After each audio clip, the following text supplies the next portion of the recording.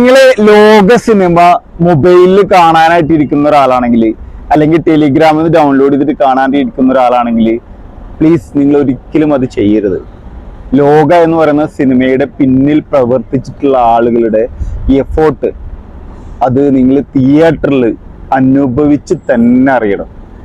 നിമിഷ് രവിയുടെ ക്യാമറ ആണെങ്കിലും ജെക്സ് ബിജോയുടെ മ്യൂസിക് ആണെങ്കിലും ചമൻ ചാക്കോയുടെ എഡിറ്റിംഗ് ആണെങ്കിലും കല്യാണി പ്രിയദർശന്റെ അന്യായ പെർഫോമൻസ് ആണെങ്കിലും ആ ക്യാമിയോ വരുന്ന ആ സീക്വൻസ് ആണെങ്കിലും ഒക്കെ തിയേറ്ററിൽ അവരെടുത്തു വെച്ചിരിക്കുന്ന രീതി കൊണ്ടും അവർ നമുക്ക് തന്നിട്ടുള്ള ആസ്വാദനം കൊണ്ടൊക്കെ ആ തിയേറ്ററിൽ അത് കാണുമ്പോൾ കിട്ടുന്ന ഒരു സംഭവമുണ്ട്.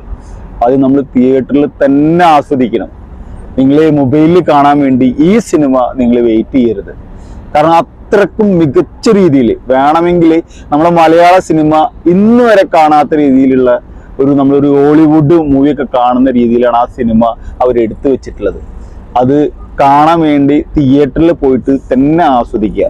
ഞാൻ ഇന്ന് ആ പടം കണ്ട് ഇറങ്ങിയ സമയത്ത് ചില സീക്വൻസ് ഒക്കെ എനിക്ക് രോമാഞ്ചമായിട്ടാണ് ഫീൽ ചെയ്തത്. അത് മ്യൂസിക് സൈഡ് ആണെങ്കിലും നിമിഷ് രവിയുടെ ക്യാമറ ആംഗിൾ ആണെങ്കിലും എടുത്തു വച്ചിരിക്കുന്ന രീതി ആണെങ്കിലൊക്കെ ശരിക്കും എന്നെ കോരിത്തെരിപ്പിച്ചു എന്ന് തന്നെ പറയാം. ഒരുപാട് വലിയ കയ്യടി തന്നെ ഈ സിനിമയുടെ പിന്നിൽ പ്രവർത്തിച്ചവർക്ക് നമ്മൾ കൊടുക്കണം എന്നുള്ളതാണ്.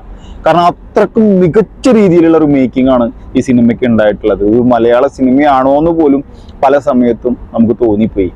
കല്യാണി പ്രിയദർശന്റെ പ്രകടനമൊക്കെ എടുത്ത് പറയാനേ വേണം. കാരണം നമുക്കൊരു ലേഡി സൂപ്പർ സ്റ്റാറിനെ കിട്ടിയെന്നൊക്കെ വേണമെങ്കിൽ പറയാം.